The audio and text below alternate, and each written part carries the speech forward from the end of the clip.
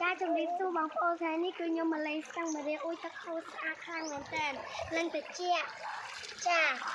ខ្ញុំឃើញគេផុស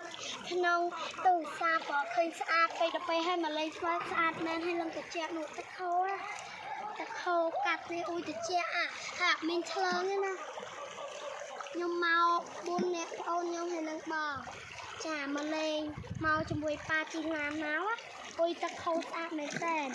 ចាហើយខ្ញុំមកលេងតិចបងអើយអត់ហ៊ានទេបងអូនណាចង់មកលេងមកបានខ្ញុំប្រាប់តាំងមករៀបក៏គេលេងមានស្ពានមានអីទឹកហូរអ៊ុយស្អាតហ่ะបងអូនអើយទឹកឡើងចេះស្អាតហ่ะហូរលឺសូហូរបាច់ទឹកហូរអ៊ុយស្អាតហ่ะគេមានកញ្ចក់អង្គុយគេលក់បុកល្ហុងលក់មីឆាលក់បាយមានអីបងអូនគ្រប់មុខចាបើមកយកលុយមកផងបាយបាយ